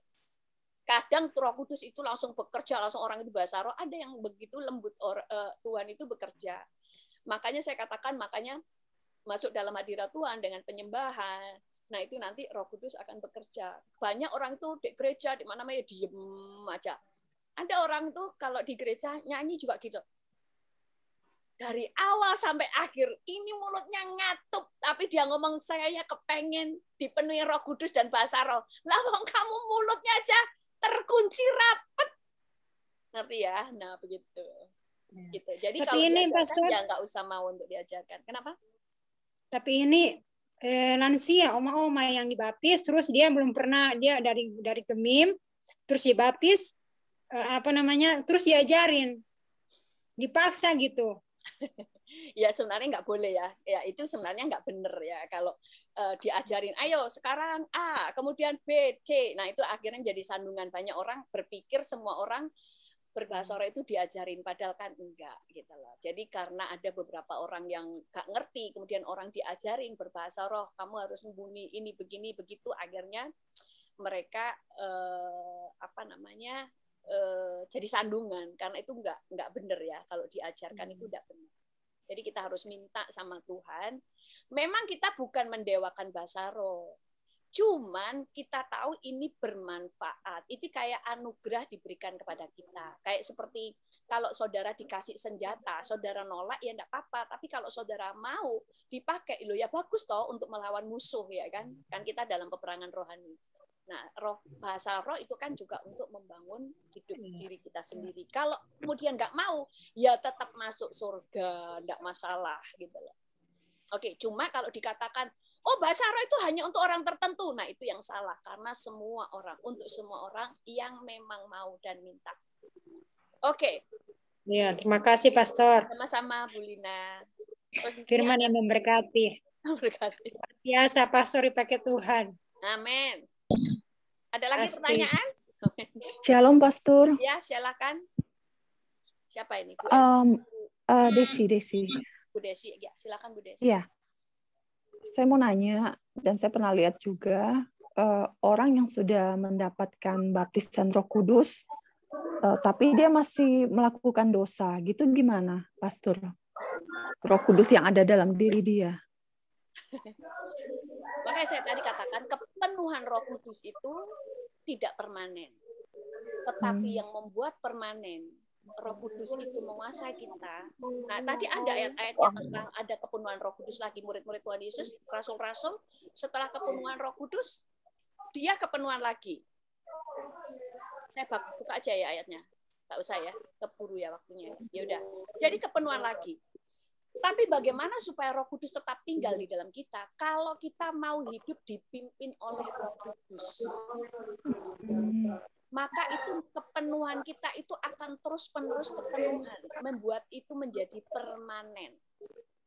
Tapi kalau orang itu kemarin kepenuhan, saya nggak tahu. Jadi gini ya, saudara harus bedain. Kepenuhan Roh Kudus dan dilawat Roh Kudus itu beda. Oh, kemarin di gereja dilawat Tuhan sampai dia tumbang. Kok besoknya berdosa? Dia dilawat. Kenapa dilawat? Karena ada yang berdoa. Misalnya nih, di dalam ibadah, ada 10 orang berdoa minta supaya orang-orang di jamaah Tuhan dilawat. Sehingga orang-orang yang tadinya orang-orang ke gereja juga lagi sembarangan, pikirannya bukan untuk ibadah dan sebagainya, tiba-tiba dilawat Tuhan, ketemu Tuhan. Tapi itu bukan kepenuhan Roh Kudus, saudara. Itu dilawat Tuhan, karena ada hadirat Tuhan. Tapi apakah Tuhan itu sampai memenuhi dirinya apa enggak, itu kan keputusan kita ini mau dipenuhi enggak. Makanya kan kepenuhan Roh Kudus kita minta kepenuhan. Makanya orang-orang murid-murid Tuhan Yesus itu kan menunggu, dikatakan menunggu, mereka menanti-nantikan di atas loteng. Mereka menyembah, mereka berkumpul di situ sampai kemudian tiba-tiba Tuhan memenuhi mereka. Tadi dikatakan mengisi. Lola, kalau mereka sendiri hatinya terbuka cuma dilawat Tuhan. Sama dengan yang tadi. Ada orang Muslim mendengar pujian penyembahan, dia merasa senang. Dijamah. Apakah ada Roh Kudus dalam dirinya? Enggak, dia cuma dijamah. Tapi untuk Roh Kudus tinggal di dalam dirinya, kalau dia ngundang Yesus tinggal dalam dirinya. Percaya Yesus. Kalau dia percaya Yesus, maka Roh Kudus pasti masuk dalam dirinya. Kalau kepenuhan Roh Kudus juga demikian. Jadi bedakan orang dilawat Tuhan dengan orang kepenuhan Roh Kudus. Meskipun dia udah bisa bahasa roh gitu ya. Meskipun dia udah bisa bahasa roh. Ya sudah berbahasa roh berapa lama? Jadi balik ke diri masing-masing lagi ya, Pastor ya. Iya, maksudnya gini ya, kepenuhan. Makanya tadi dikatakan next time nggak jadi tentang manusia deh, tapi tentang kepenuhan Roh Kudus ya, supaya kita tahu kepenuhan Roh Kudus itu seperti apa. Kepenuhan Roh Kudus itu kita itu dipenuhi, kita ditandai dengan berbahasa roh. Setelah itu kita harus berjalan dengan Tuhan, makanya kita kobarkan api. Karena seperti balon tadi, itu bisa kemudian lama-lama balonnya kempis. Makanya kepenuhan Roh Kudus itu harus terus-menerus minta dipenuhi. Makanya saya tadi katakan kepenuhan Roh Kudus nggak permanen.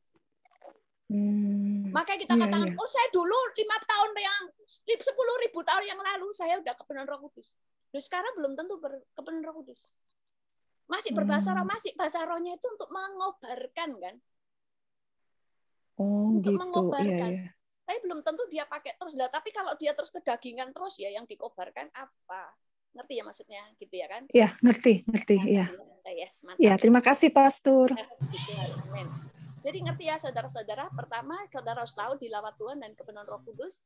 Kemudian tentang kepenuhan Roh Kudus itu kita harus terus-menerus penuh, ya kan? Kepenuhan Roh Kudus itu harus terus-menerus. Dan nanti ada kepenuhan Roh Kudus itu yang bisa permanen kalau kita itu terus dipimpin Roh Kudus. Kayak Daud itu kan terus sampai akhir kan? Karena dia terus hidup tunduk kepada Tuhan. Dia menjaga. Makanya urapannya dia itu nggak pernah hilang. Makanya dikatakan dia itu tidak pernah kalah sampai akhir. Dia menang sampai akhir. Nah, oke, ada lagi yang mau bertanya? Atau sudah? Pastor, saya mau tanya, Pastor. Oke, silakan. Pastor, saya punya pengalaman kan waktu pertama kali saya ibadah, terus ada anak kecil duduk di samping kiri saya. Kemudian tiba-tiba dia langsung gemetar dan langsung keluar bahasa yang baru. Apa itu dia dilawat Tuhan ya, Pastor? Saya sampai kaget, soalnya masih waktu itu anak itu masih kecil, SD. Saya sampai kaget loh, bahasa-bahasa yang baru. Apa itu dilawat Tuhan ya, Pastor? Kalau sesuai dengan Alkitab, kalau sampai kemudian berbahasa roh itu kepenuhan Roh Kudus.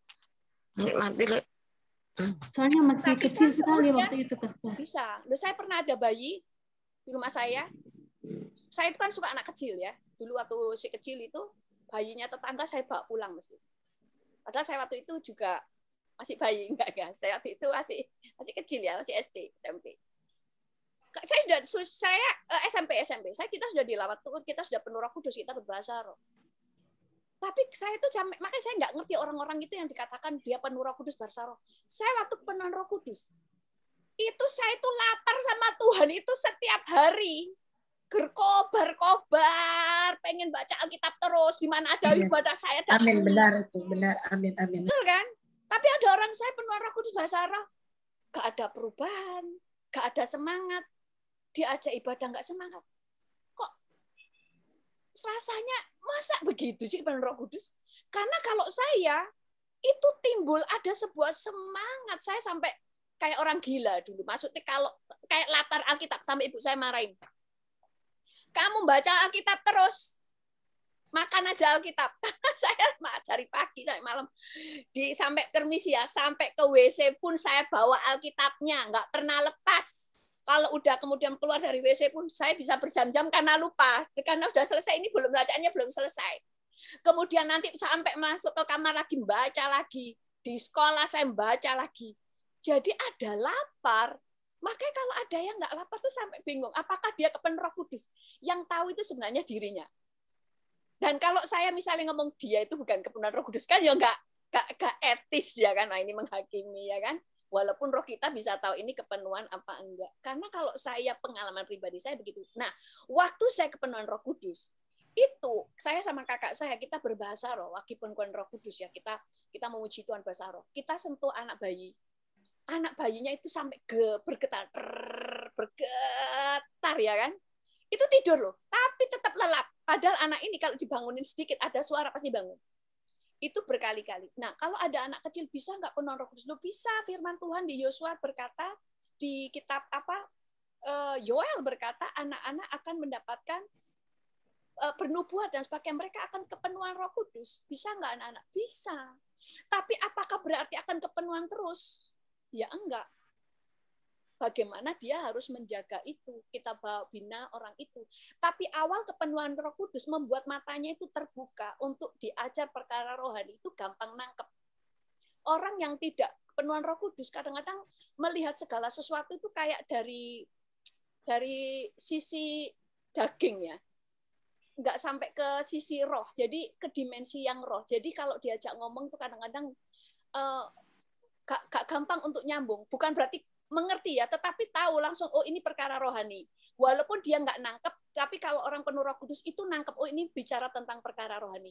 Tapi orang yang nggak penuh dengan Roh Kudus kadang-kadang itu nggak ngerti, walaupun Kristen ya, yang nggak penuh Roh Kudus itu diajak ngomong tuh nggak nangkep. Ini perkara rohani, ini yang perkara yang real itu nggak ngerti. Kalau udah dikasih tahu tentang hal rohani nggak nangkep orang, nggak nyambung. Tapi ya sampai situ ya. Oke, Anda lagi kayak Evda ya. Nanti pada kecapean, kayaknya sudah jam berapa ya? Oke. Ada lagi pertanyaan? Nggak ada toh? Nggak ada ya? Ada yang merasa diberkati? Ada satu, Bu. Mungkin dapat sesuatu? Yang merasa diberkati. Amin, Tante.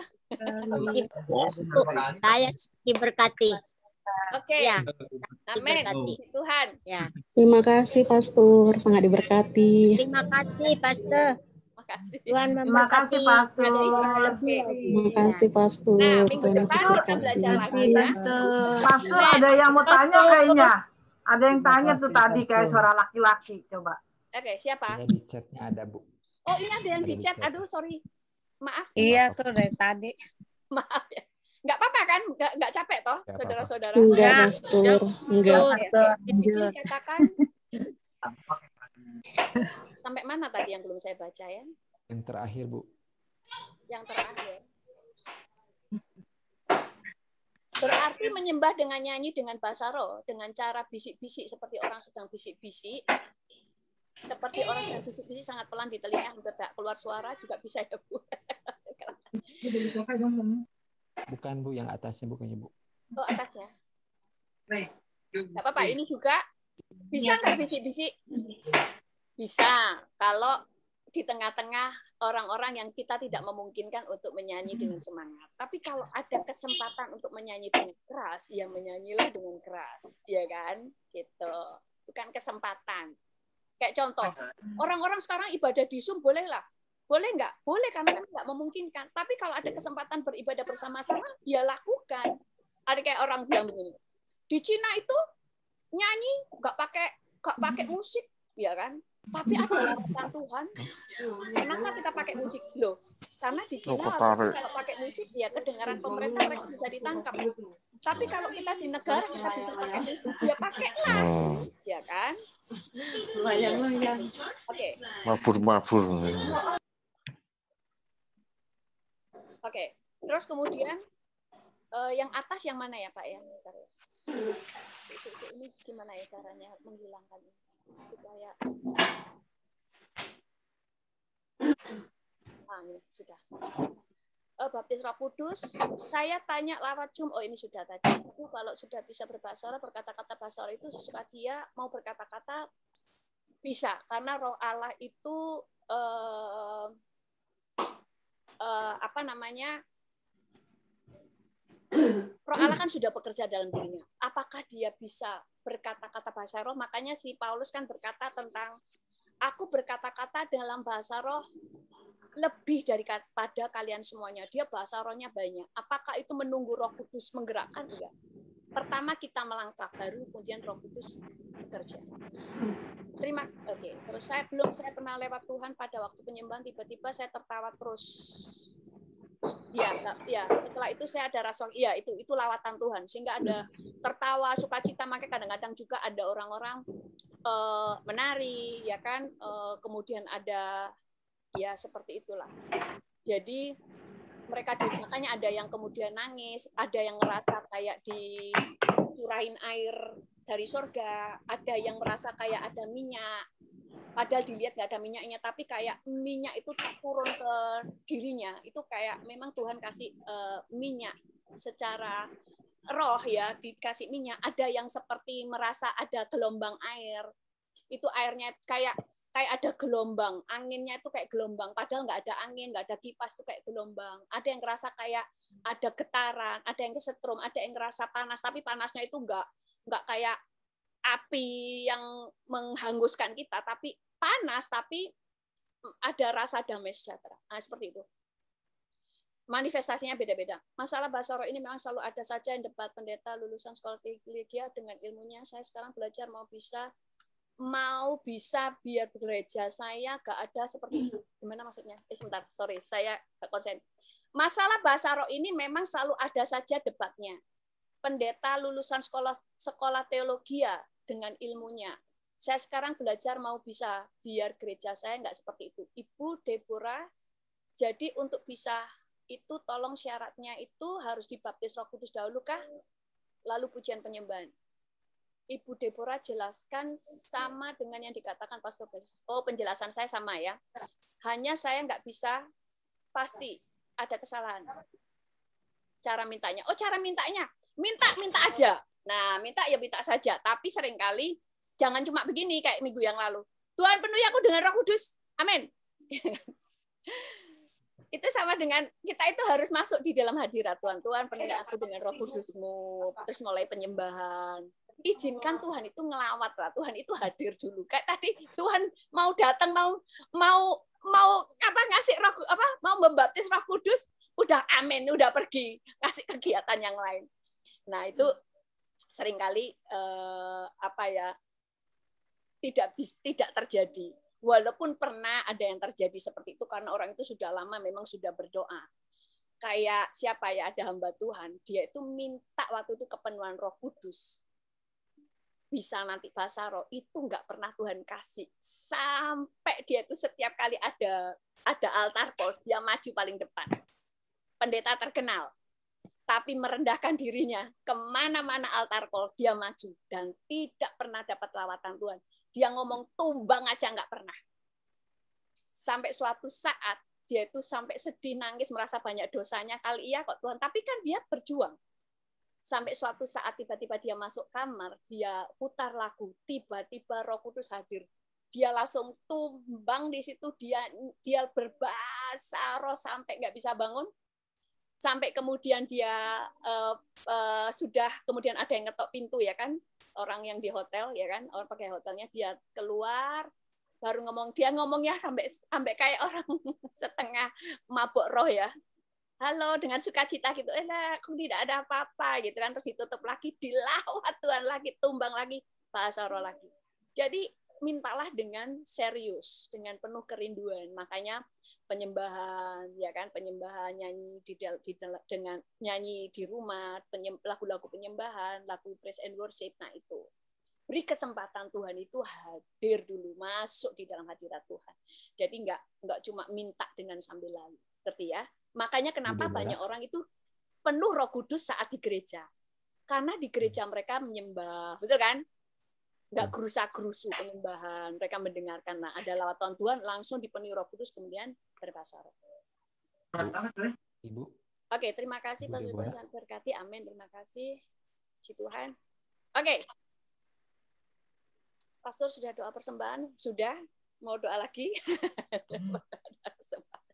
Oke, mantap. Sudah? Ada lagi pertanyaan? Nggak ada ya? Ini, Tante. Ya, ini pertanyaan. Pastor. Ya, silakan Tante. Kalau dipenuhin Roh Kudus punya bahasa roh itu untuk diri sendiri apa untuk orang lain juga ya, Pastor? Untuk diri sendiri dulu, untuk membangun diri sendiri, untuk berdoa kepada Tuhan. Tapi juga ada karunia berbahasa roh. Nah, di situ yang untuk membangun jemaat. Soalnya kan bahasa roh kan nggak ada yang ngerti kan, kita sendiri yang ngerti ya. Yang untuk membangun jemaat itu berbeda ya. Maksudnya fungsinya berbeda. Waktu membangun jemaat yang pertama bahasa rohnya. Kita nggak ngerti, orang lain ngerti. Yaitu tadi kayak bahasa roh, kita berbahasa roh nih. Yang saya tadi katakan orang bule, dia berbahasa roh, nggak bisa bahasa Indonesia, dia punya penterjemah bahasa Indonesia. Penterjemahnya juga nggak bisa bahasa Jawa, karena orang Jakarta. Tapi karena dia menginjili di Jawa, dia tiba-tiba waktu mendoakan orang waktu altar kon, dia itu berbahasa roh dulu seperti biasanya, berbahasa roh, Tuhan gerak. Nah ini seringkali kalau berbahasa roh, pada waktu Tuhan mulai ambil alih, dia berbahasa rohnya berbeda. Itu pengalaman saya pribadi juga. Dia waktu berbahasa roh, orang-orang di situ yang dengar orang ini lagi berdoa bahasa Jawa kromo Injil. Sampai semua ngomong ke penerjemahnya, loh Pak, katanya nggak bisa bahasa Indonesia, dia bisa bahasa Jawa tuh. Terus orang ini, terus tanya sama orang yang bisa bahasa Jawa, dia bilang nggak bisa, bahasa Indonesia aja nggak bisa. Dan memang orang nggak pernah ke Indonesia. Terus kemudian ya itu tadi, nah itu untuk membangun jemaat. Ada lagi berbahasa-bahasa roh, tidak ada yang mengerti, tapi tiba-tiba ada orang yang dikasih pengertian, tahu artinya. Nah, itu kemudian dia mulai menafsirkannya, memberikan arti dari bahasa roh orang tersebut. Karena itu untuk membangun jemaat. Tapi kalau yang lain, kenapa bahasa rohnya mirip-mirip ya? Karena itu bahasa roh yang untuk membangun diri sendiri, ngobarkan api. Itu. Amen. Oke, saya kira itu aja ya. Mantap. Kita akan ketemu lagi minggu depan. Pastor, satu lagi ya, Pastor. Iya. Pastor, satu lagi ya. Ini kalau ada anak tuh ya yang berdosa, terus dia dengerin khotbah, tiba-tiba nangis sendiri, Pastor. Ya itu dijamah Tuhan. Gitu. Itu gimana tuh, Pastor? Itu dijamah Penuhin Roh Kudus apa? Dijamah. Dijamah Tuhan, hatinya dijamah Tuhan. Lalu kemudian apa reaksinya ke berikutnya? Dia membuka hati untuk bertobat, untuk diberikan lapar lebih lagi, diberikan kepenuhan Roh Kudus lebih lagi, atau bagaimana? Nah, nanti kepenuhan Roh Kudus yang lain-lain saya bisa jelasin, atau minggu depan tentang kepenuhan Roh Kudus deh. Karena kalau kepenuhan Roh Kudus supaya nangkep tentang permanen, tidak permanen, kemudian ada yang sewaktu-waktu tiba-tiba pelayanan, tiba-tiba orang itu dipenuhi Roh Kudus. Padahal dia nggak minta, karena ada hal-hal yang Tuhan itu mau dia kerjakan. Ngerti ya? Oke, berarti minggu depan bukan tentang manusia, tetapi tentang penuhan Roh Kudus ya, biar lebih nangkep ya, betul ya? Ya, makasih ya, Pastor. Sama-sama. Oke, kita akan berdoa.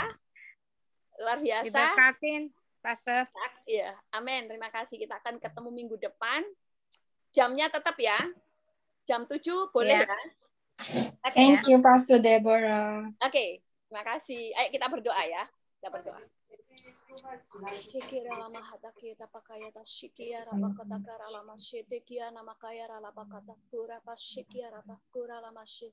Tuhan, pada saat ini kami bersyukur kepadamu Tuhan Yesus untuk semua pengajaran yang Kau berikan. Saat ini kami menyadari, kami memahami bahwa kami penting untuk terus dipenuhi oleh Roh Kudus, bahwa kalau 10 tahun lalu kami penuhan Roh Kudus, belum tentu hari ini kepenuhan. Itu sebabnya tolong kami Tuhan, sehingga kami menyadari kami butuh untuk terus-menerus dipenuhi oleh Roh Kudus. Tidak akan pernah berhenti, tidak akan pernah puas. Kami bersyukur kepadamu Tuhan, basuh kami dengan kuasa darah-Mu, berikan kami Tuhan Yesus tuntunan Roh Kudus-Mu setiap hari, sehingga Engkau tetap terus tidak hanya tinggal di hati kami, tetapi kami tinggal di dalam Engkau. Terima kasih kasih Tuhan berkati semua yang sudah belajar hari ini, sehingga kami semuanya Tuhan Yesus tidak hanya dapat pengertian, tetapi kami dapat mengalami apa yang ada di dalam firman Tuhan. Terpujilah namamu di dalam nama Tuhan Yesus. Haleluya. Amin. Amin, amin. Thank you, Pastor Memora. Thank you, Kasih Pastor. Bagus banget, Pastor. Thank you. Terima kasih, Pastor. Kasih, Pastor. Thank you, Pastor. Terima kasih.